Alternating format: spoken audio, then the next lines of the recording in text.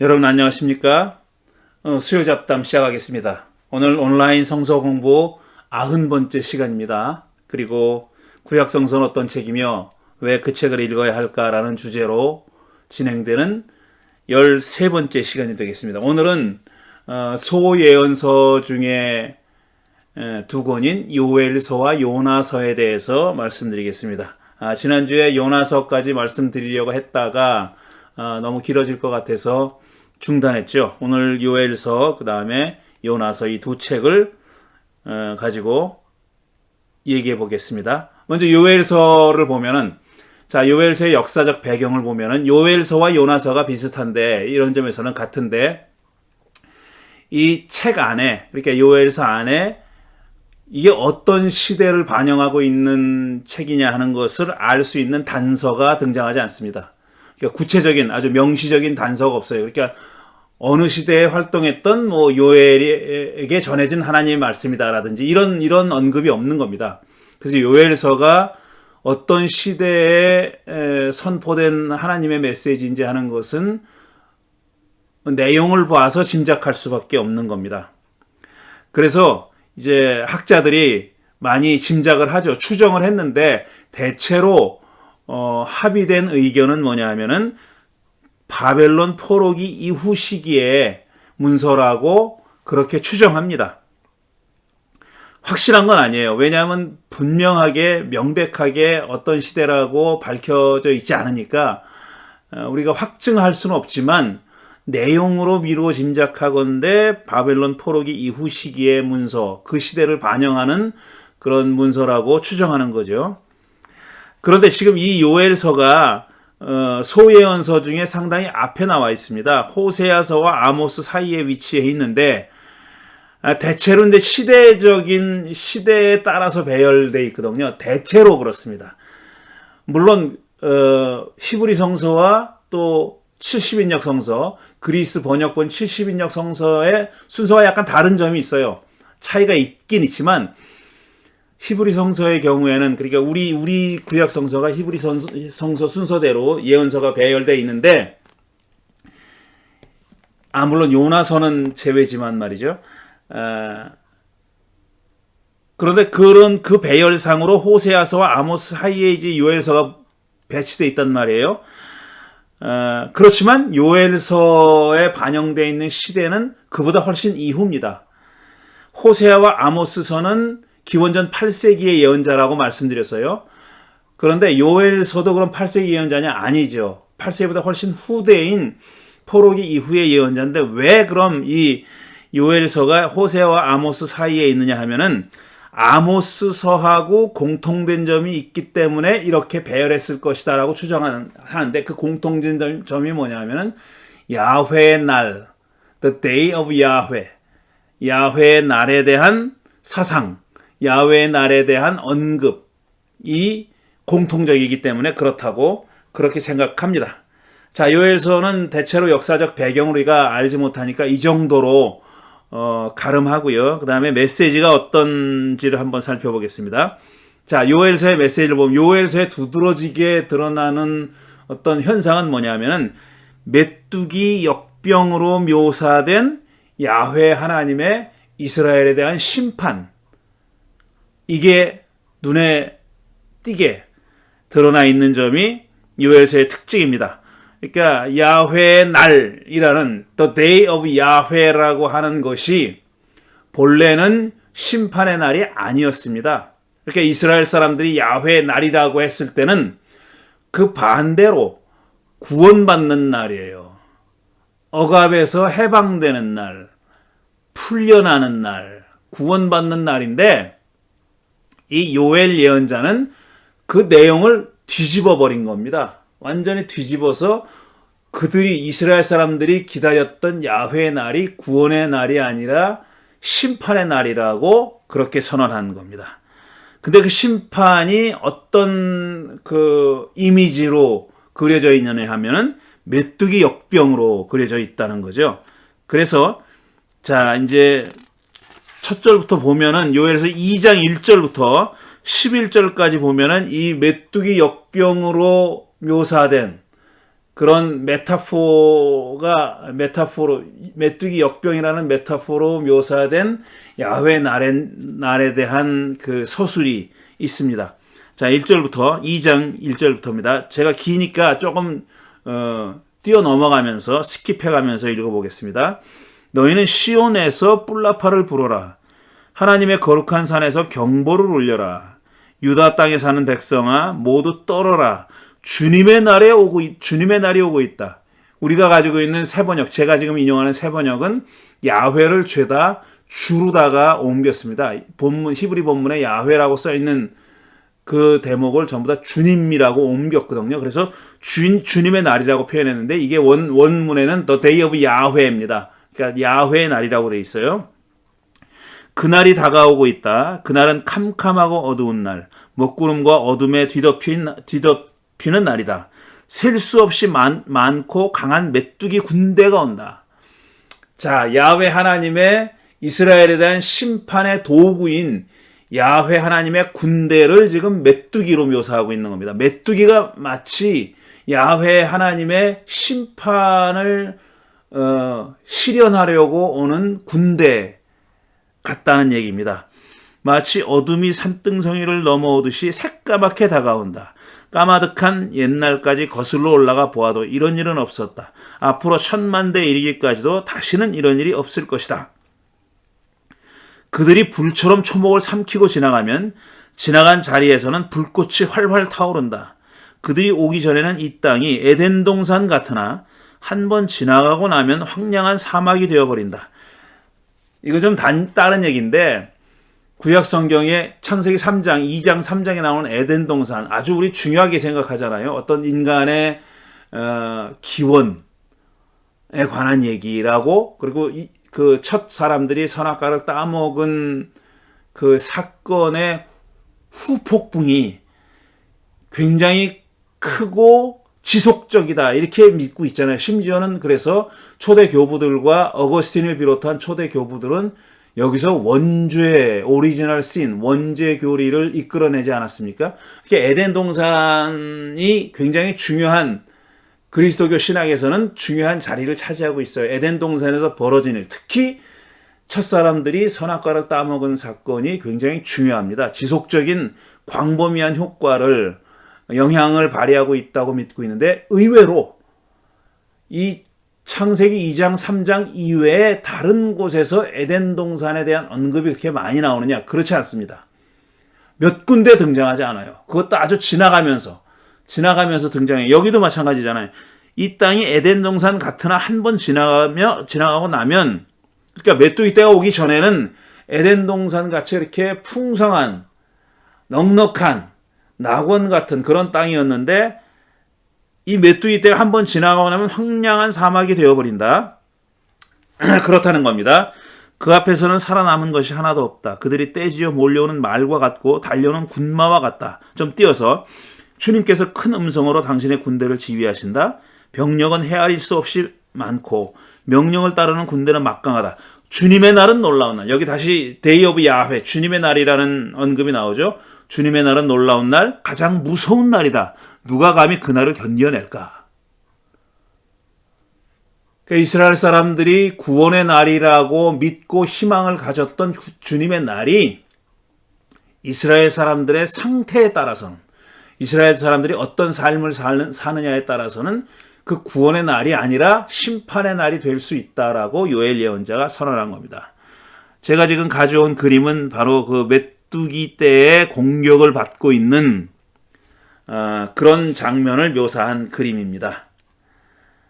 자, 그래서 좀 더 이 야훼 날에 대해서 조금 더 정리해서 말씀드리자면 이런 겁니다. 야훼 날은 어떤 날이냐면 말씀드린 대로 본래는 야훼 하나님이 직접 개입해서 이스라엘의 억압받는 상황에 직접 개입해서 당신의 뜻을 이룬다. 다시 말해서 당신의 백성들을 구원하시는 그런 날입니다. 그러니까 광범위하게 보더라도 야훼 날을 중립적인 의미로 보더라도 야훼 하나님이 인간의 역사에 직접 개입해서 당신의 뜻을 성취하는, 실현하는 그런 날이라는 겁니다. 그런데 이스라엘 사람들은 주로 이 야훼 나를 어떻게 믿었냐 하면은 야훼가 이스라엘의 적을 물리치고 그들을 구원해 주는 날, 그들이 구원받는 날이라고 받아들여 왔다는 겁니다. 그런데 말이죠. 그런데 이 요엘 이외에도 요엘을 포함해 가지고 이사야나 아모스 등의 예언자들은, 그러니까 요엘만 빼놓고는 죄다 두 사람 전부 다 8세기 기원전 8세기 예언자들이지 않습니까? 이사야, 아모스, 요엘 등은 그 뜻을 뒤집어서 이 야훼 날을 이스라엘에 대한 심판의 날로 선언했다는 겁니다. 그래서 제가 요엘서로 방금 주의 날, 야훼 날이 어떤 날인지 메뚜기 때에 침략을 받는, 메뚜기 때가 몰려오는 그런 날로 묘사하고 있지 않습니까? 그럼 아모스서도 어떻게 묘사하고 있는지 한번 살펴보겠습니다. 아모스서 5장 18절부터 20절을 보면 이렇게 돼 있어요. 너희는 망한다. 처음부터 아예 망한다 그랬어요. 너희는 망한다. 주님의 날이 오기를 바라는 자들아, 왜 주님의 날을 사모하느냐? 왜 사모했겠습니까? 그날이 구원의 날인 줄 알고 그렇게 믿고 주님의 날이 와서, 다시 말해서 하나님께서 직접 자기들의 역사에 개입해서 자기들을 구원해 주시기를 바란 겁니다. 그러니까 주님의 날을 사모하느냐? 왜 사모하느냐? 그런데 그날은 어둡고 빛이라고는 없다. 사자를 피하여 도망가다가 곰을 만나거나 집 안으로 들어가서 벽에 손을 대었다가 뱀에게 물리는 것과 같다. 그러니까 사자를 피해 도망갔어요. 그러니까 살아났다. 이제 살았네 했는데 곰을 만났다는 거예요.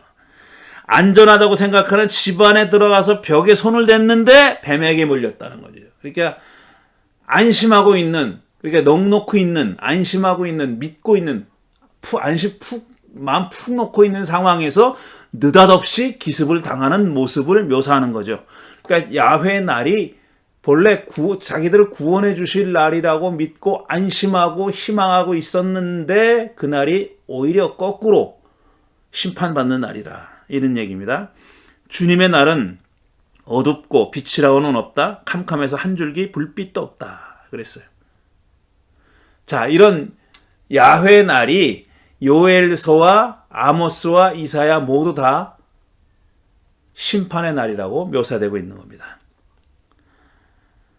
그 다음에 세 번째로 이 요엘서에 들어있는 내용, 세 번째로 민족들에 대한 심판의 메시지가 3장에 나와 있습니다.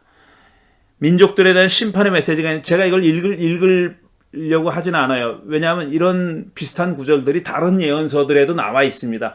미가에도 있고 아모스에도 있고 이사야에도 있고 다 있어요. 다 있으니까 공통된 메시지다라는 거죠. 그런데 이렇게 심판의 메시지를 이스라엘을 향해서, 유다를 향해서 선포한 요엘도 심판만 선포한 게 아닙니다. 하나님의 구원의 계획에 대해서도 선포하고 있어요. 그러나 그렇게 구원을 받으려면 반드시 거쳐야 할 관문이 있는데 그거는 백성들의 회개입니다. 이거는 우리가 구원의 공식처럼 알고 있는 거잖아요. 회개를 통하지 않은 구원은 없다. 구원을 받기 위해서는 반드시 참회하고 회개하는 과정이 있어야 된다라는 것이 우리가 다 알고 있는 그런 상식적인 신학이잖아요. 요엘서도 역시 그렇게 얘기하고 있는 겁니다. 요엘서 2장 보면은 이렇게 되어 있어요. 12절부터 지금이라도 너희는 진심으로 회개하여라. 진심으로 회개하여라. 나 주가 말한다. 금식하고 통곡하고 슬퍼하면서 나에게 돌아오너라. 옷을 찢지 말고 마음을 찢어라. 이거 유명한 구절이죠. 보통 참회하고 회개하는 의식입니다. 일종의 리추얼이거든요. 이게 어떤 예배 형식이에요. 말하자면. 근데 그런 형식의 외관은 어떠냐면, 외모는 어떠냐면은 죄를 뒤집어 쓰고 이제 베옷을 입고 먼지 가운데 앉아가지고 그렇게 통곡을 하고 울부짖고 하는 것이 회개하는 모습이잖아요. 이건 어떤 정식화된, 예식화된, 리추얼라이즈된 그런 회개의 모습입니다. 그거 중요해요. 회개의 외모를 띠는 것, 겉으로 보기에도 회개하는 것처럼 보이는 것, 그거 중요합니다. 그런데 요엘은 그거보다 더 중요한 것은 뭐냐면 옷을 찢는 것이 아니라 마음을 찢으라고 얘기했어요. 진심으로 진실되게 회개하는 것이 필요하다. 주 너희의 하나님께로 돌아오너라. 주님께서는 은혜롭고 자비로우시며 오래 참으시고 한결같은 사랑을 늘 베푸시고 불쌍히 여기는 마음이 많으셔서 뜻을 돌이켜 재앙을 거두기도 하신다. 지금 이 13절에 나와 있는 구절은요. 출애굽기에도 나오는, 그러니까 야훼 하나님이 어떤 하나님이냐, 야훼 하나님이 어떤 신이냐 하는 것을 묘사할 때 어떤 하나의 공식처럼 표현되고 있는 그런 구절이에요. 야훼는 은혜롭고 자비롭고 오래 참고 한결같은 사랑을 늘 베푸시고 불쌍한 마음이 많아서 뜻을 돌이켜 재앙을 거두기도 하신다 그랬어요. 자, 그렇게 재앙을 베풀려고 하다가도 심판하려고 하다가도 이 야훼 하나님은 근본이 은혜롭고 자비롭고 오래 참고 한결같은 사랑을 갖고 불쌍히 여기시는 마음이 넘쳐 흐르기 때문에 재앙을 거두기도 하신다 말이에요. 그러니까 그런 하나님을 신뢰하고 믿고 회개하라는 겁니다. 그런 하나님을 믿고 네 멋대로 살아라가 아니라 그런 하나님을 믿고 회개해라. 혹시, 영어로 하면 perhaps, 혹시, 울라이, 혹시 하나님이 마음을 돌이키실 수도 있다. 이런 희망을 갖고 하라는 겁니다. 그러니까 하나님이 이런 분이니까, 은혜롭고 자비롭고 오래 참고 등등 그런 분이니까 하나님은 그렇게 되어 있어. 본래 우리가 뭐라고 해도 그럴 분이야.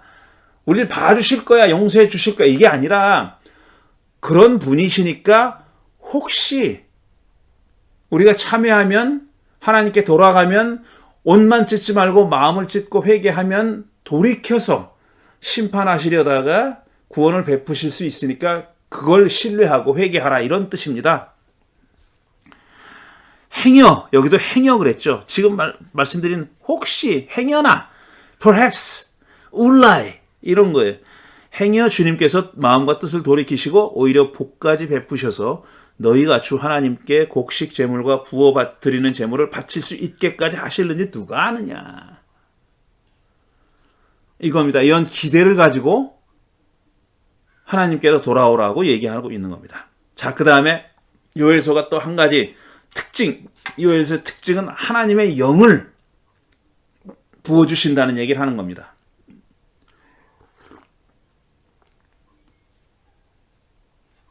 이 요엘서에 예언된 내용이 사도행전 2장에서 실현됐다고 초대교회 교인들은 믿었던 겁니다.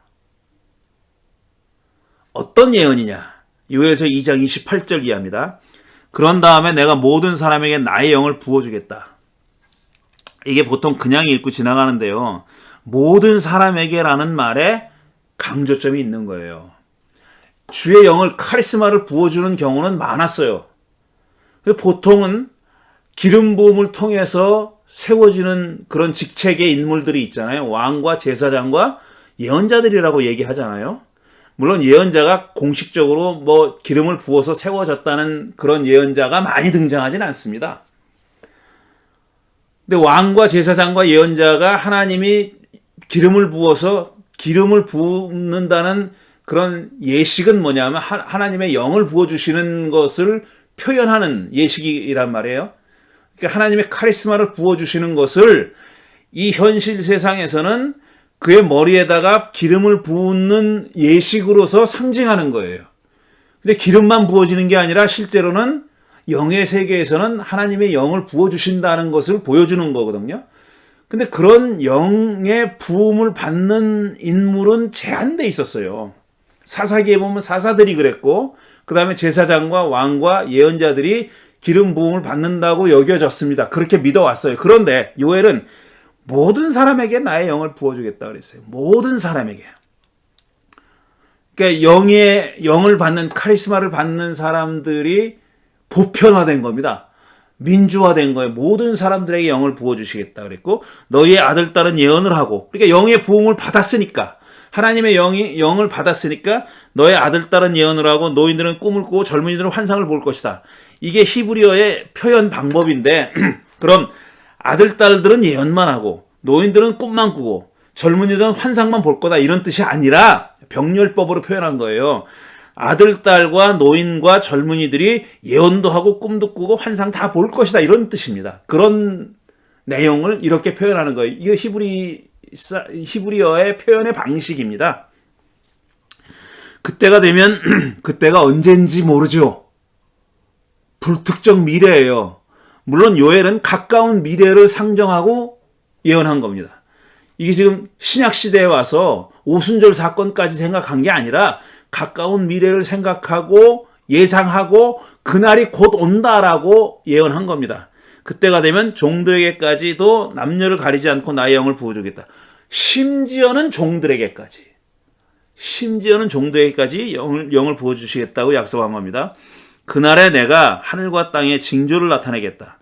피와 불과 연기 구름이 일어나고 해가 어두워지고 달이 핏빛같이 붉어질 것이다. 끔찍스럽게 크나큰 주의 날이 오기 전에 그런 일이 먼저 일어날 것이다.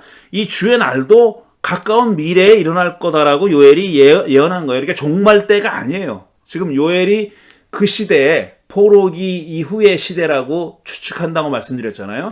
근데 포로기 이후 시대에 이렇게 주의 날이 언제 오느냐? 가까운 미래에 온다고 생각했던 겁니다.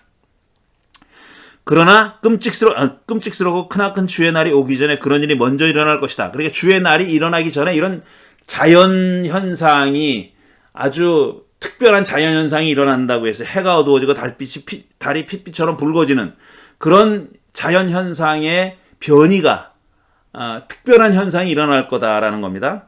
그러나 주님의 이름을 불러 구원을 호소하는 사람은 다 구원을 받을 것이다. 시온산 곧 예루살렘 안에는 피하여 살아남은 사람이 있을 것이라고 주님께서 부르신 사람이 살아남을 것이라고 주님께서 말씀하셨다. 이렇게 얘기하고 있습니다. 자, 지금 요엘서가 그러니까 우리가 어떤 특정한 역사적 배경을 확정하지 못하니까 이 메시지의 내용이 구체적으로 어떤 사건을 지금 가리키고 있는지는 알 수가 없어요. 그러다 보니까 사실은 해석의 폭이 넓어진 겁니다.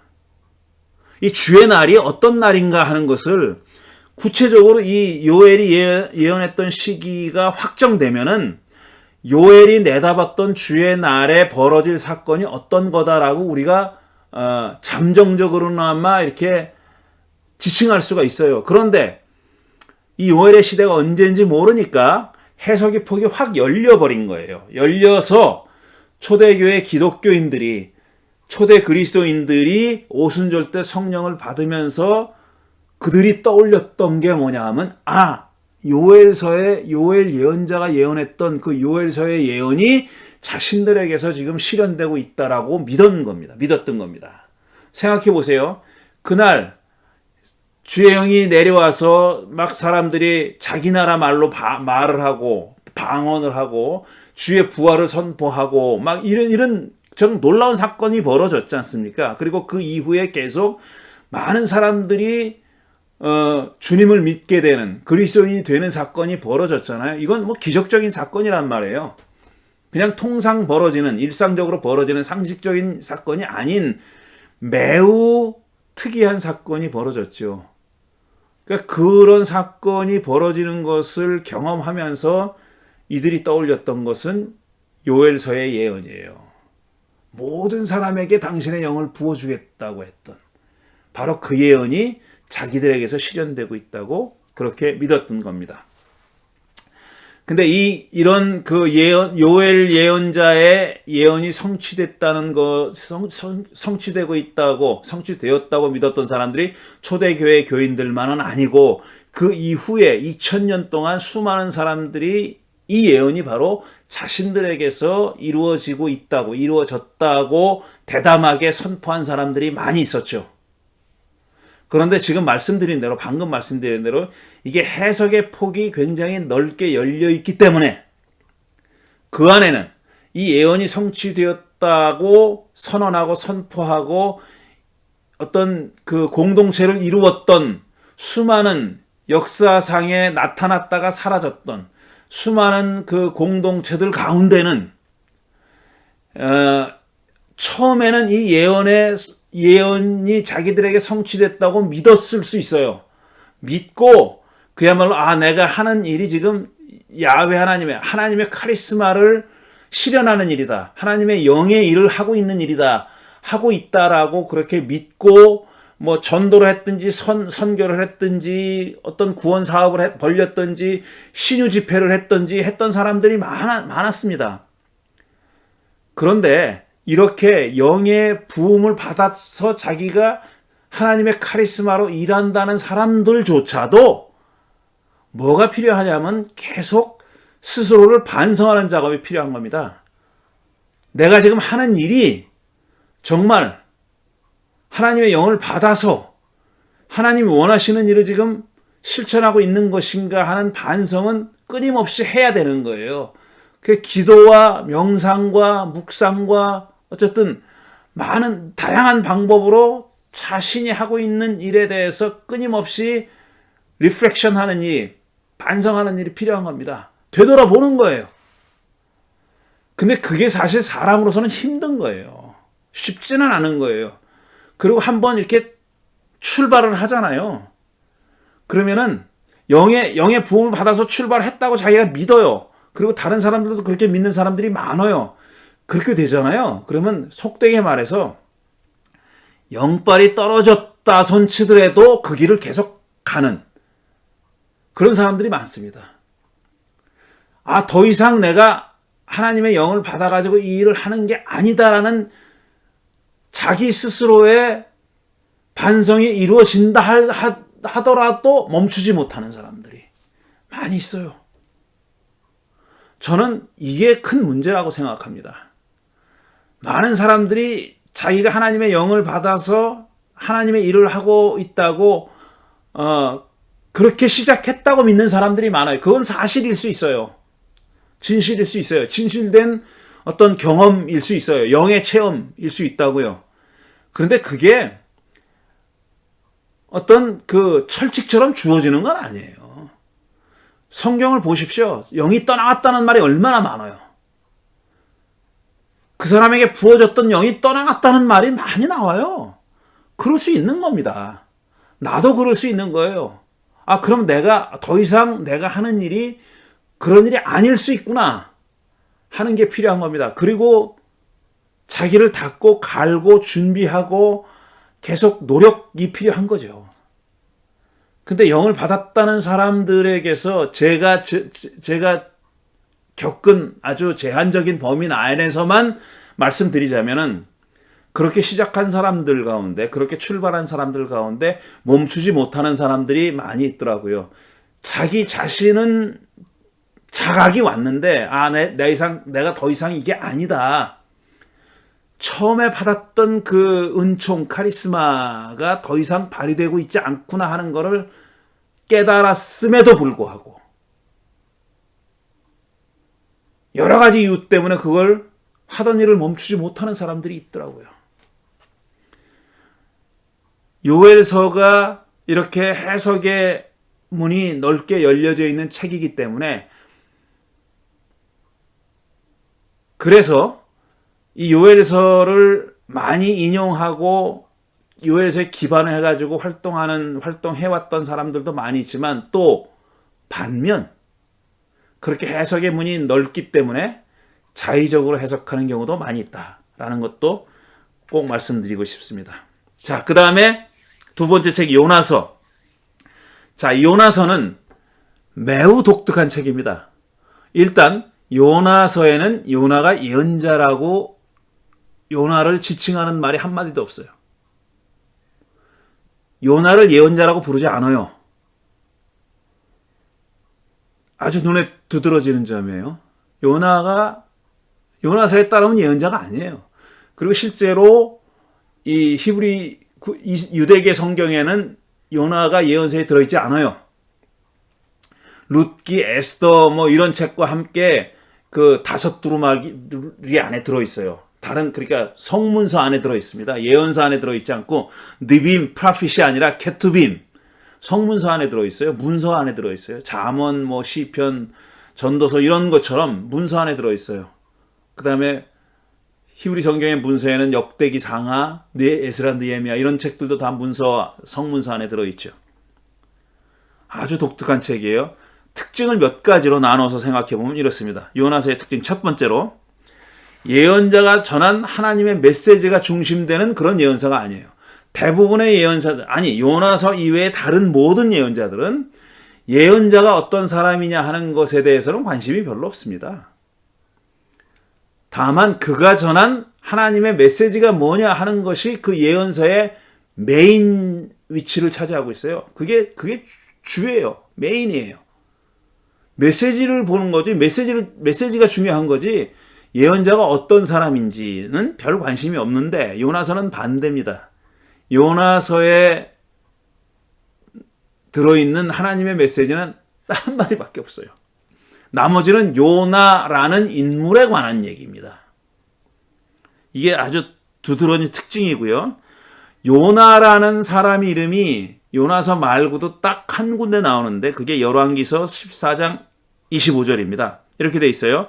그러나 그는 여로보암 2세예요. 북왕국 이스라엘의 왕이었던 여로보암 2세. 그는 이스라엘의 국경을 하맛 어기로부터 아라바 바다까지 회복하였다. 그러니까 대외 정책상으로는 여로보암 2세가 확장을 하는, 잃었던 땅을 찾아오는 그런 일을 했다는 겁니다. 물론 여로보암 2세는 나쁘게 평가를 받아요. 신명기 역사가에 의해서 아주 나쁜 왕으로 평가를 받죠. 그러나 그 시대는 경제적으로는, 사회적으로는 융성했던 시기입니다. 북이스라엘의 어떤 중흥기, 회복기였었어요. 이것은 주 이스라엘 하나님께서 그의 종인 가드 헤벨 사람 아미떼 아들 요나 예언자에게 말씀하신 그대로였다. 그러니까 지금 이 열왕기 하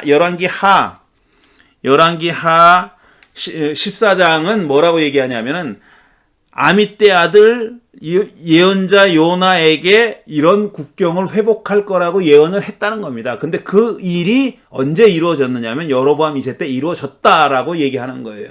아미떼의 아들 요나라고 했잖아요. 근데 요나서에도 요나의 아버지가 아미떼라고 나와요. 아미떼 아들 요나라고 나옵니다. 그러니까 동일 인물이죠. 이렇게 아버지도 같고 아들 이름도 같으니까 동일 인물이긴 한데 요나서를 내용을 살펴보면은 여로보암 2세 시대의 북왕국에서 활동했던 이 요나, 이 아미떼 아들 요나와는 다른 사람일 수밖에 없다라고 보는 겁니다. 전혀 시대가 다르다는 거예요. 그러니까 요나서에 반영되어 있는 사상이, 신학이 여로보암 2세 시대에는 나올 수 없었던 그런 신학이 표현되어 있다라는 겁니다. 그러니까 내용으로 보면은, 내용을 살펴봐서 비평적으로 보면은 지금 이 여로보암 2세 시대의 요나가 아니다라는 겁니다. 그러니까 이런 여로보암 2세 시대에 활동했던 예언자 요나가 있었는데, 그런 사람이 있었는데 후대에 어떤 사람이 그 요나라는 예언자의 이름을 빌려서 요나서를 썼다라고 볼 수밖에 없는 겁니다. 그래서 통상적인 예언자들과는 전혀 다르게 활동한 예언자입니다. 이거는 요나서를 읽어보면 알아요. 요나가 어떻게 다른 사람인지, 통상 예언자들과는 어떻게 다른지 하는 것을 요나서를 읽어보면 아는데, 요나서가 짧기 때문에 4장까지밖에 없기 때문에, 그 다음에 말씀드린 대로 메시지 중심이 아니라 요나라는 인물의 활동이 메인 팀이기 때문에, 주요한 내용이기 때문에 내용을 하나씩 살펴볼 필요가 있습니다. 여기서는 자, 요나서의 내용을 살펴보겠어요. 요나서를 보면 이제 처음에 아미떼 아들의 요나에게 하나님의 말씀이 임해요. 어떻게 임하냐면 아시리아의 수도인 니느웨로 가서 하나님의 메시지를 전하라. 당신의 메시지를 전하라는 그런 부름을 받습니다. 요나가. 그런데 그게 하기 싫었던 거예요. 그래서 대놓고 이 요나는 그 니느웨의 수도는 동쪽으로 가야 됩니다. 이스라엘을 중심으로 해서 동쪽으로 가야 돼요. 그런데 이 사람은 반대편으로 갑니다. 다시스로 가기 위해서 요빠라고 하는 항구로 가요. 항구에 가서 배를 타려고. 다시스는 지금 스페인이에요. 그러니까 가나안에서 보면 서쪽이죠. 동쪽으로 가라고 했더니 그 반대쪽 방향인 서쪽으로 도망간 거예요. 다시스로 도망을 갔어요. 그러면서 뭐라고 얘기하냐면은 1장 3절에 보면 야훼 낯을 피하여 도망을 갔다. 이 낯을 피하여라는 게 과연 가능한가? 어디나 계시는 하나님이라고 믿었을 텐데 어쨌든 낯을 피하여 도망을 갔다라고 이렇게 얘기합니다. 그런데 배를 타고 요빠에서 배를 타고 다시스로 가다가 바다 한가운데서 폭풍을 만납니다. 태풍을 만나서 이제 배가 가라앉게 생겼어요. 그러니까 뱃사람들이 각자 자기들이 믿는 신들에게 막 살려달라고 부르짖었어요. 그리고 짐을 다 내버립니다. 배를 가볍게 하기 위해서 짐을 다 내버리고 어쨌든 살 길을 막 그냥 죽기 살기로 모색하고 있어요. 그런데 요나는 그때 배 밑창에서 쿨쿨 잠을 자고 있었다는 겁니다. 배가 많이 흔들렸을 때 어떻게 잠을 잤는지는 모르겠지만 어쨌든 잠을 자고 있었다고 그렇게 말을 해요. 그러다가 이제 뱃사람들이 찾아보니까 잠을 자고 있거든요. 그러니까 너 뭐 하고 있냐? 너도 네 신한테 부르짖어라. 그렇게 얘기합니다. 지금 우리가 다 죽게 생겼는데 네가 믿는 신한테 부르짖어라. 이렇게 얘기합니다. 그리고 나서 이 재앙이 누구 때문에 닥쳐왔는지를 알아보기 위해서 제비를 뽑아요. 이게 고대 중동 문화권에서는 널리 퍼져 있던 일종의 관습입니다. 일종의 관습이에요. 신의 뜻이 이런 제비에 반영된다라고 믿고 제비를 뽑은 거예요. 아니나 다를까 요나가 걸렸습니다. 제비를 뽑아가 요나에게 뽑혔어요. 그러자 요나가 그제서야 이실직고합니다. 사실은 내가 믿는 신의 명령을 받았는데 그게 싫어가지고 도망가는 중이었다. 나를 바다에 던져라. 그럼 아마 괜찮아질 거다. 이렇게 얘기하죠. 그래서 심청이가 인당수에 빠지듯이 그를 바다로 던지자 이제 폭풍이 잔잔히 잠잠해졌고 그 다음에 큰 물고기가 요나를 삼켰다는 겁니다. 자, 그래서 그 다음에 이제 2장 보면은 요나가 물고기 뱃속에서 사흘 동안을 머물러요. 사흘 밤낮을 거기서 지내면서 야훼 하나님께 기도했다 그랬어요. 그런데 특징이 기도의 내용이 성전에 대한 언급이 2번인가 3번인가 나와요. 성전을 바라보고 뭐 어떻게 했다라든지 이런 성전에 대한 언급이 2번인가 3번인가 나옵니다. 이게 눈에 띄는 귀절이에요. 성전, 왜 성전이 나올까? 뭐 그런 생각이 드는 그런 그 내용이 거기 들어 있습니다.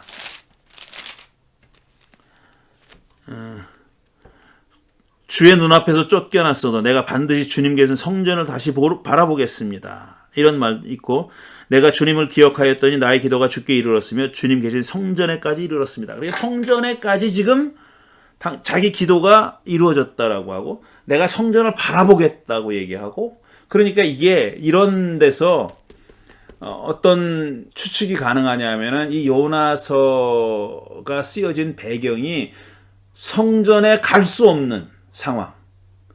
그러니까 바벨론 포로로 잡혀갔던 그 상황이 아닐까라고 생각하는 거예요. 물론 이때 성전은 폐허가 됐죠. 폐허가 돼버린 이후지만 그 성전을 사모하는 마음이 여기 절절히 성전에 대한 신뢰, 믿음과 사모하는 마음이 표현되어 있는 거죠. 자, 그렇게 기도했더니 하나님이 들으시고 물고기가 그 요나를 뱉어냅니다. 그게 이제 2장의 내용이에요. 그래서 3장으로 넘어가면은 이제 요나가 이번에는 도망가지 않고 니느웨로 갑니다. 한 번 가면 됐지. 뭐 한 번 갔으면 됐지. 2번 도망가겠어요? 니느웨로 가서 뭐라고 외치냐면 이게 딱 요나서에 나와 있는 하나님의 메시지예요. 요나더러 외치라고 했던 하나님의 메시지가 딱 한 문장입니다. 이게 40일만 지나면 니느웨가 무너진다. 이 메시지를 잘 보십시오. 그냥 앞으로 일어날 사건을 얘기한 거예요. 그러니 니들이 회개하라는 말도 없어요. 이게 아주 의도적인 겁니다. 지금 이 요나서의 저자는 야훼 신이 야훼 하나님이 요나더러 니느웨 가서 외치라고 했던 메시지에 회개의 메시지가 안 들어있어요. 들어있지 않아요. 40일만 지나면 니느웨가 무너진다. 그렇게 알아서 해 이거죠. 그야말로. 어떻게 할 건지 니들이 정해서 해. 이런 얘기입니다. 회개하라는 말이 없어요. 이게 중요한 메시지예요. 어떤 중요한 내용이에요. 그렇게 외쳤습니다. 그랬더니 어떤 놀라운 반응이 일어났냐면은 처음엔 니느웨 사람들이 다 회개했다 그랬어요. 니느웨 사람들이 자발적으로 40일만 지나면 자기 성이 무너진다고 하니까 이 니느웨 백성들이 자발적으로 회개했다는 겁니다. 누가 시키지도 않았는데 회개했어요. 그러다가 보니까 백성들이 회개하는 걸 보고 왕이 그런 일이 있었어? 그러면서 왕이 명령을 내려요. 죄를 뒤집어 쓰고 회개해라. 그리고 짐승들까지도 베옷을 입혀가지고 회개시켜라 그랬어요. 물론 과장법입니다. 물론 과장법이에요. 근데 이렇게까지 했다는 겁니다. 그러니까 니느웨 사람들은 이렇게까지 했다. 그리고 니느웨 왕은 이스라엘과 유다 왕이 무지하게 말 안 듣잖아요.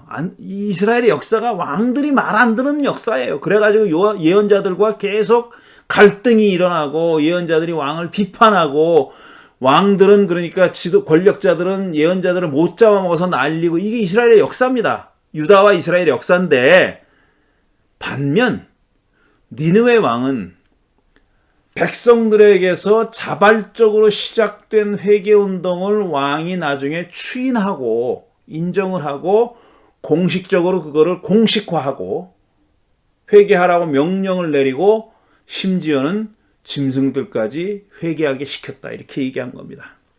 그러면서 뭐라고 얘기하냐면은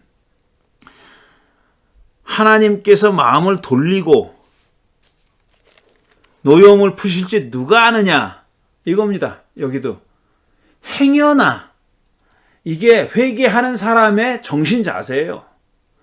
행여나 하나님이 마음을 돌리고 노여움을 푸실지 누가 아느냐. 그러면 우리가 멸망하지 않을 수도 있다.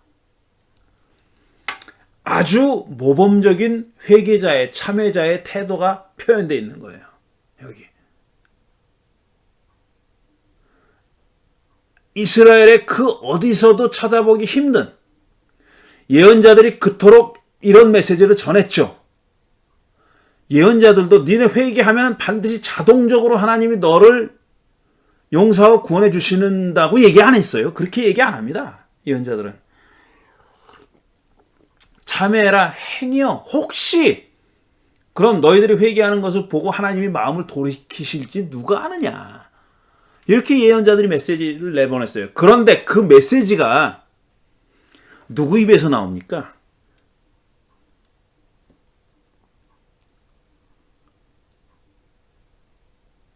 누구 입에서 나와요? 니느웨 왕의 입에서 나온 거예요. 하나님께서 마음을 돌리고 노여움을 푸실지 누가 아느냐. 그러면 우리가 멸망하지 않을 수도 있다. 이게 완전히 모범적인 예언자의 메시지입니다. 근데 그 메시지를 메시지를 전하라는 요나가 전한 게 아니라 니느웨 왕이 선포한 거예요. 자, 그러자 하나님이 뜻을 돌이켜서 재앙을 내리지 않으셨다는 겁니다. 예. 이게 3장의 내용이에요. 여기서 끝나면은 해피엔딩이잖아요. 그래서 그들이 회개하고 하나님은 내리려던 재앙을 거두시고 그들은 행복하게 잘 살았다. 이게 끝나야 되잖아요. 그런데 그러지 않아요. 요나서가 또 특이한 게 이겁니다. 4장이 또 있어요. 마지막 장 4장은 완전 반전입니다. 요나가 화가 났어요. 분위기 탱천했어요. 화가 머리끝까지 났어요. 그럼 뭐라 그러냐면은 주님 내가 고국에 있을 때 내가 이렇게 될 것이라고 미리 말씀드리지 않았습니까? 물론 말씀했다는 얘기가 안 나와요. 요나서에는 안 나오는데 자기가 그렇게 했다는 거예요. 내가 이렇게 될 거라고 하나님께 미리 얘기했다. 벌써 얘기하지 않았느냐. 내가 서둘러 스페인으로 달아났던 것도 바로 이것 때문입니다. 이런 적반하장이 어디 있어요. 하나님이 이럴까봐 그러니까 니느웨 백성들이 혹시나 하나님께서 우리를 재앙을 돌이키셔서 재앙을 거두시고 우리를 구원해 주지 않을까 하는 혹시나 하는 마음으로 참회하고 그 다음에 참회를 다 보시고 나서 야훼 하나님의 뜻을 돌이켰잖아요. 그런 일이 일어날까봐 내가 서둘러서 스페인으로 돌아갔다는 겁니다. 그러니까 요나는 니느웨 성 사람들이 심판받는 것을 원했다는 얘기죠. 그렇게 돼야 된다고 믿었다는 거죠. 하나님이 그렇게 하셔야 된다고 믿었다는 겁니다. 왜? 이스라엘과 유다의 적이니까, 원수니까. 자기들 잡아먹은 제국이니까. 걔네들은 마땅히 그래야 된다고. 그렇게 믿었던 거예요. 그러니까 이스라엘의 적이 곧 하나님의 적이라고 믿었던 거죠. 하나님은 은혜로우시며 자비로우시며 끝 좀처럼 노하지 않으시며 사랑이 한없이 신 분이셔서 내리시려던 재앙마저 거두어드릴 것임을 내가 알고 있었기 때문입니다. 자, 이거에서 많이 보던 구절이에요. 조금 아까 요엘서를 읽을 때도 나왔어요, 이 구절이. 그리고 제가 그때도 출애굽기 장수는 제가 기억은 못하지만 30몇 장에 나오는 거죠. 하나님이 어떤 분이냐는 것을 가장 그럴듯하게 표현한 구절이 바로 이거예요. 여기도 똑같이 나옵니다. 하나님은 은혜롭고 자비로우시며 좀처럼 노하지 않으시고 사랑이 한없는 분이셔서 내리시려던 재앙마저 거두실 것임을 내가 알고 있었기 때문입니다. 내가 하나님이 그런 분인 줄 알고 있었기 때문에 저희들이 참여하면 용서해 주실 거다. 분명히 그런 일이 일어날까 봐 내가 도망간 겁니다. 그러고 나서 뭐라 그래요? 이럴 바에는 차라리 죽는 게 낫다고 말합니다. 그러니까 원수들이 구원받는 걸 보느니 차라리 내가 죽고야 말겠다. 물론 과장법이라고 해석할 수 있어요. 과장법이라고 해석할 수 있어요. 쟤네들이 구원받는 걸 보느니 차라리 내가 죽고 말지. 그렇지만 어쨌든 명백하게 요나는 이렇게 표현했습니다. 그렇게 얘기하니까 하나님은 그걸 책망합니다. 내가 화를 내는 것이 옳으냐? 이거 매우 중요한 문장입니다. 내가 화를 내는 것이 옳으냐? 내가 저들을 벌하려고 했던 것을 돌이켰다고 해서 네가 화를 내는 게 옳아? 라고 묻는 거죠. 그러니까 하나님의 계획에 대해서, 하나님이 하시는 일에 대해서, 하나님의 역사에 대해서 그게 너의 의지와 너의 뜻과 너의 신학과 배치된다고 해서 네가 화를 내는 게 옳아? 라고 얘기하는 거예요. 이거 굉장히 우리에게도 주는 메시지가 막중한 겁니다. 막중한 거예요. 이게 요나서가 4장밖에 안 되는 짧은 책이지만 굉장히 21세기에 사는 우리에게도 중요한 메시지를 담고 있는 책이라고 말하는 이유가 그겁니다. 바로 그겁니다. 네가 화를 내는 것이 옳으냐? 이건 하나님이 우리 자신들에게도 우리들에게도 던지는 질문이에요. 나의 뜻과 상관없이 어떤 일이 벌어졌다고 해서 네가 화내는 게 옳아? 우리는 화를 냅니다. 그것도 우리가 그렇게 생겨 먹었어요. 그거 우리가 피할 수 없어요.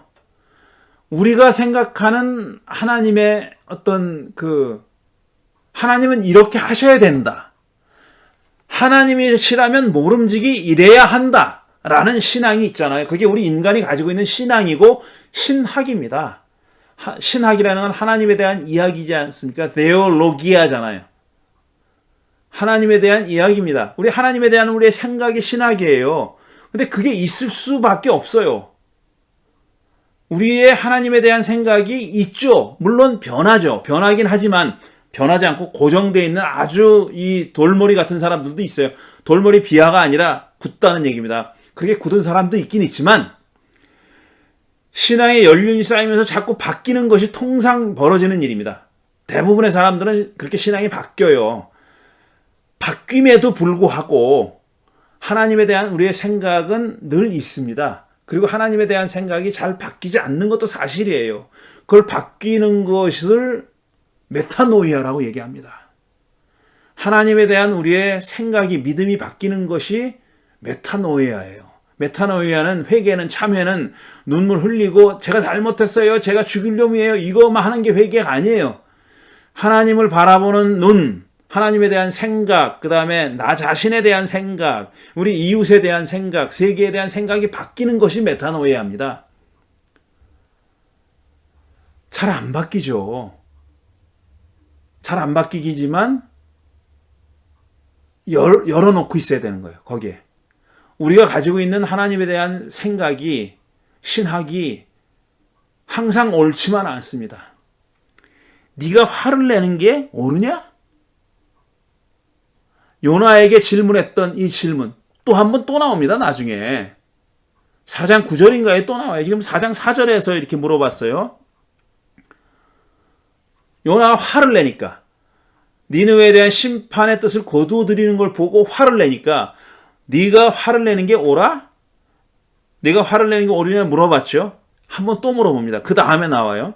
자, 이런 얘기가 있고, 이제 요나가 높은 언덕 위에 올라가가지고 니느웨가 어떻게 되는지 살펴볼 작정으로 앉았어요. 니느웨에 무슨 일이 어떻게 벌어지는지 보려고. 그런데 거기 박농쿨이 하나 있었다는 겁니다. 박농쿨이라고 우리가 번역했지만 정확하게는 잘 몰라요. 이게 뭐 어떤 식물을 가리키는 거는 맞는데 어떤 식물인지 몰라요. 그 그늘 아래 앉아가지고 이 니느웨 성읍에 어떤 일이 벌어지는지 살펴보고 있었어요. 그런데 니느웨 성에서 무슨 일이 벌어진 게 아니라 자기한테 무슨 일이 벌어졌어요. 벌레가 나타나더니 그 박농쿨을 다 쏟아 먹어버렸다는 거예요. 그래서 식물이 죽었어요. 그러니까 그늘이 없어졌잖아요. 그리고 나서 그늘이 없어지자 뜨거운 바람이 몰아쳐가지고 막 자기가 더워서 미치고 환장하게 생겼습니다. 더 죽게 생겼어요. 그러니까 또 이 요나가 하나님께 뭐라고 얘기하냐면 8절에 이렇게 사느니 차라리 죽는 게 더 낫겠습니다. 그랬어요. 야, 참 진짜. 그러니까 니느웨 성에 내리려고 했던 징벌을 거두시는 걸 보느니 차라리 죽는 게 낫겠다 그랬잖아요. 앞에서. 근데 지금 자기에게 그늘을 제공해 주던 박농쿨 하나가 없어졌고 그 다음에 뜨거운 바람이 몰아쳤다고 해서 차라리 이런 거보다 이렇게 사느니 차라리 죽는 게 낫겠습니다 라고 하나님께 불평을 했다는 겁니다. 그러자 이제 하나님이 요나에게 이렇게 물어봅니다. 야, 박농쿨이 죽었다고 내가 이렇게 화를 내는 것이 옳으냐? 자, 이렇게 화를 내는 것이 옳으냐? 그랬어요. 요나가 대답합니다. 옳다 뿐이겠습니까? 저는 화가 나서 죽겠습니다.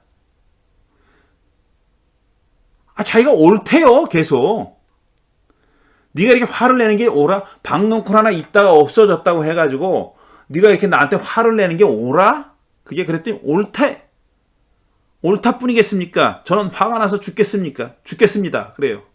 그러자 하나님이 좀 길게 얘기를 해요. 뭐라고 얘기하냐면 내가 수고하지도 않았고 내가 키운 것도 아니며 그저 하룻밤 사이에 자라났다가 하룻밤 사이에 죽어버린 이 식물을 내가 그처럼 아까워하는데 그 식물이 죽었다고 이렇게 난리를 치는데 죽고 싶다고 그러질 않나, 죽는 게 낫겠다 그러질 않나, 하나님께 대해서 화를 내질 않나, 이런 뭐 극단적인 행동과 말을 막 쏟아내는데 박농쿨 하나가 죽었다고 해서 그렇게 극단적인 언행을 하고 있는데 하물며 좌우를 가릴 줄 모르는 사람들이 12만 명도 더 되고 짐승들도 수없이 많은 이 큰 성읍 니느웨를 어찌 내가 아끼지 않겠느냐. 여기서 요나서가 끝납니다. 이 하나님의 말씀으로 어찌 내가 이 니느웨를 아끼지 않을 수가 있겠냐라는 말로 끝나요. 네가 키우지도 않은 그 박농쿨 하나 없어졌다고 해가지고 이렇게 나한테 불평하고 차라리 죽는 게 낫겠다 그러고 나한테 화를 내고 그러는데 저 아래 네가 내려다보고 있는 저 아래 성읍에는 좌우를 가릴 줄 모르는 사람들이 12만 명 게다가 짐승들도 수없이 많은데 내가 걔네들을 어떻게 안 아끼겠느냐 이렇게 얘기하는 겁니다. 자, 이제 요나서가 표현하고 있는 신학을 좀 정리해서 말씀드리면 마지막으로 앞에 말씀드렸듯이 열왕기 하 14장 25절에 나오는 요나와는 다른 인물이다. 다른 인물이라는 게 아니라 그 이름을 빌려왔지만 사실 그 요나는 아니다. 요나가 이렇게 수백 년 살았을 리도 없고요. 요나와는 시대 상황이 다릅니다. 바벨론 포로기 이후의 상황을 반영한다고 대부분의 구약학자들이 그렇게 바라봅니다. 자, 그 다음에 내용을 보면은 신학의 가장 중요한 내용은 뭐냐면은 이스라엘의 배타적인 선택 혹은 선민신학을 비판하는 거예요. 너만 잘났느냐? 아니, 비이스라엘 사람들, 니느웨 사람들을, 아시리아 사람들을 구원한다고 네가 화를 내? 그런 거죠. 그러니까 이스라엘 사람들만 배타적으로 남들은 다 아니고 우리들만 선택해서 우리들만 선택한 그 선택받은 그런 종족이다라는 내용을 비판해요. 물론 이런 이스라엘의 배타적인 선택 신학을 비판하는 사람은 이 요나가 유일한 사람은 아닙니다. 다른 예언자들도 이 이스라엘의 선택에 대한 믿음을 비판해요. 이사야도 마찬가지죠. 이사야도 예루살렘이 하나님의 성전이 있는 곳이니까 절대로 여기는 못 쳐들어온다. 이스라엘 성전 예루살렘의 난공불락설을 믿었던 사람이에요. 이사야도 그렇게 믿었던 사람이에요. 나중에는 바뀝니다. 나중에는 바뀌어요. 그렇지만 그런 이사야를 비롯해 가지고 많은 예언자들이 그렇게 믿었고 또 어떤 예언자들은 그런 신앙을 비판해요. 그게 이제 예루살렘을 선택했다는 것에 대한 비판은 한 걸음 더 나아가면 이스라엘이 하나님이 배타적으로 선택받은 그런 민족이라는 것까지도 비판하는 겁니다.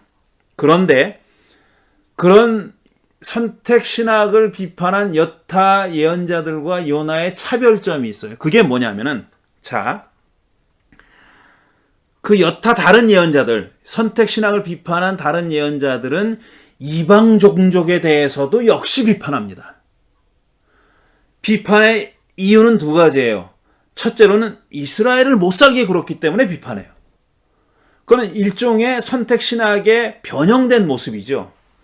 그 사람들이 왜 심판을 받아야 하냐면은 이방 종족들이 비이스라엘 종족들이 왜 심판을 받아야 하냐 하면은 첫째로는 이스라엘과 유다를 괴롭혔기 때문이에요. 그래서 비판합니다. 두 번째로는 어떤 일반적인 하나님의 계명을 그들이 어겼다는 거예요. 이건 좀 이스라엘을 못 살게 굴었다는 이유보다는 약하지만 어떤 종족들은 너희들 안에 있는 가난한 사람들을 돌보지 않았고 권력자들이 권력을 마음대로 남용했고 이래서 비판한다라는 그런 메시지들도 있습니다. 그게 크게 봐서 두 가지고 가장 큰 이유는 이스라엘을 못 살게 굴었기 때문이지만 두 번째 이유도 드러나고 있습니다. 이게 배타적인 선민 신학을 비판하면서 동시에 그 주변 선택받지 못했다고 믿었던 이스라엘이 선택받지 못했다고 믿었던 주변 종족들을 선민 신학을 비판한 예언자들이 똑같이 비판합니다.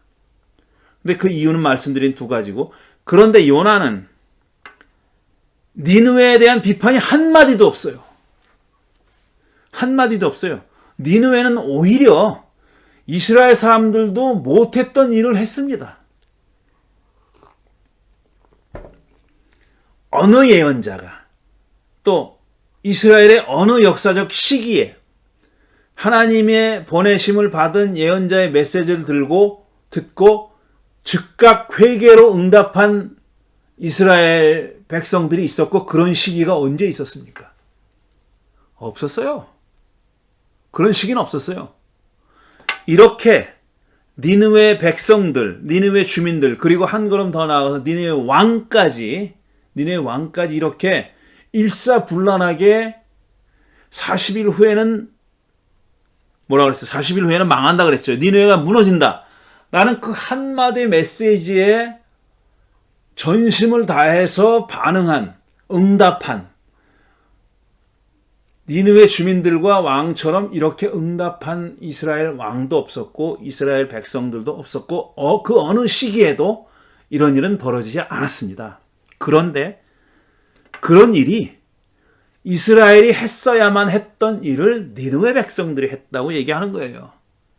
그러니까 선민 신학을 비판한 여타 다른 예언자들이 이방 족속들을 비판했던 것과는 달리 요나서는 이방 종족 중에 하나이고 북왕국 이스라엘을 멸망시켰던 아시리아 제국의 수도인 니느웨 주민들을 전적으로 비판 없이 그렇게 표현합니다.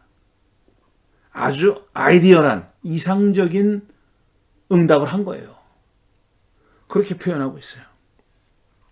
그뿐이 아닙니다. 지금 또 이 요나가 니느웨에 가기 전에 배에서 벌어졌던 일을만 봐도 그래요. 뱃사람들은 지금 폭풍이 몰아쳐가지고 죽게 생겼으니까 저마다 각자 자기 신들의 이름을 부르면서 울부짖었다 그래서 살려달라고 울부짖었다 그랬어요. 그런데 그에 반해서 요나는 어떤 태도를 보이고 있습니까? 그런 풍랑에 자기는 아무런 책임도 없다는 듯이 배 밑창에서 잠자고 있었어요. 끝까지 보셔야 됩니다. 자, 그리고 불러왔잖아요. 뱃사람이 너 지금 뭐 우리가 다 죽게 생겼는데 뭐 하고 있냐? 잠자고 있다니. 너도 너의 신에게 울부짖어라 그랬습니다. 그랬죠?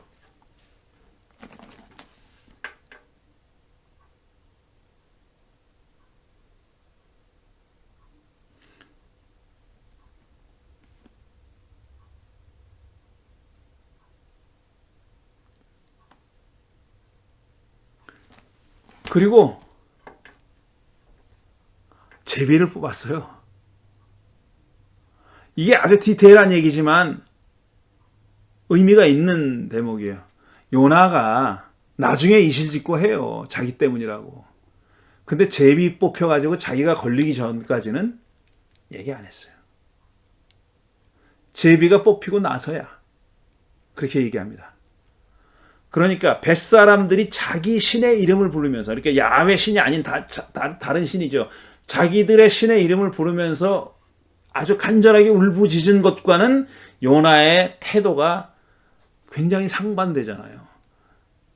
쿨쿨 잠자고 있었던 거나 제비가 뽑혀서 자기에게 제비가 떨어지고 나서야 비로소 자기를 던지라고 얘기했던 거나, 이게 아주, 그러니까 지금 요나서의 내용은 요나로 대표되는 이스라엘 백성들의 신앙적 자세와 야훼 하나님의 이름도 모르는 저마다 자기 신들의 이름을 부르면서 울부짖었던 이 뱃사람의 태도가 어떻게 대조되고 있느냐 하는 것을 얘기하는 겁니다.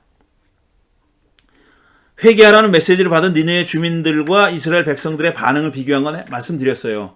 이스라엘 사람이 그 어느 시대에도 니느웨 주민들처럼 이렇게 반응했던 그런 시대가 없었다고 말씀드렸죠.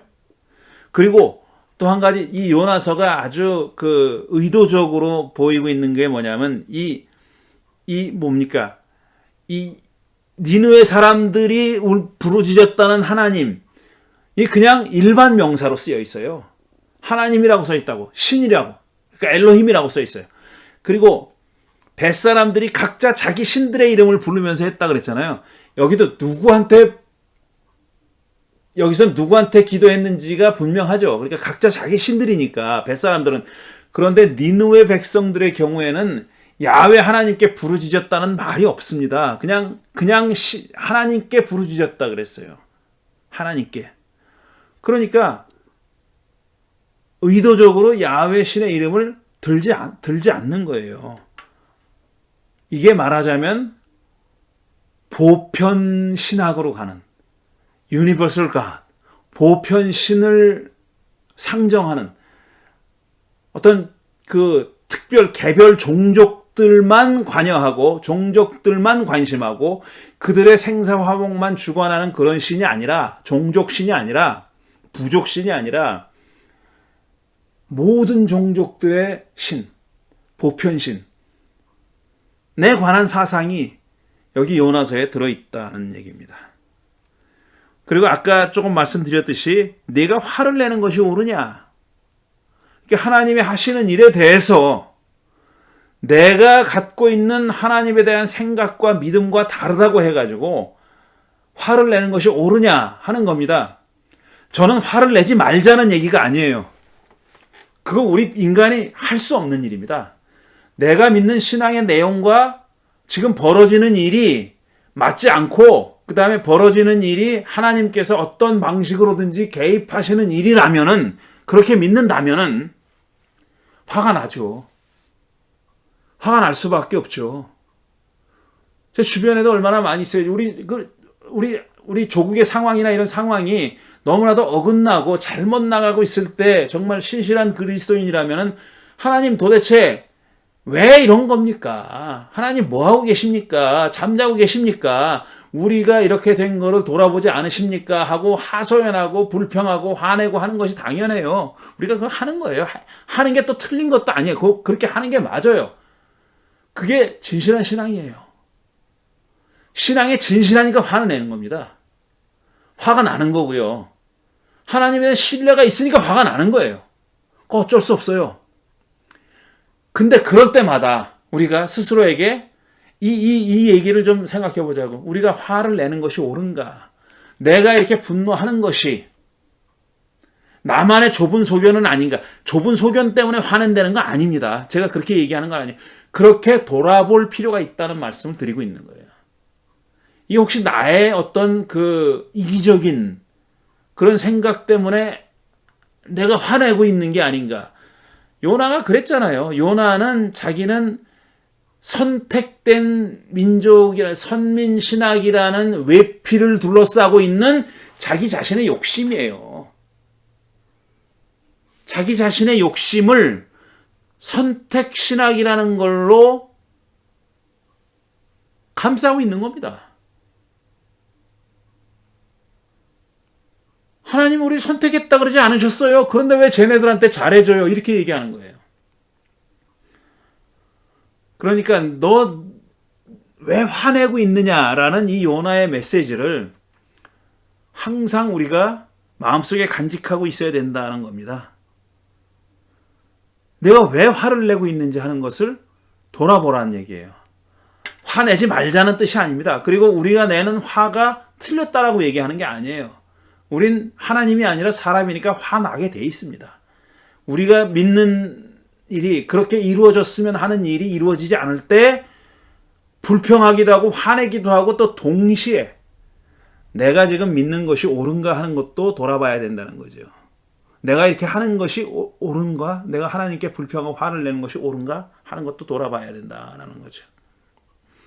마지막으로 역시 말씀드린 건데 다른 예언자들도 이스라엘의 선택 신앙을 비판하지만 동시에 주변 종족에 대해서도 비판적인데 반해서 요나서는 이스라엘 대 비이스라엘의 구별이 없습니다.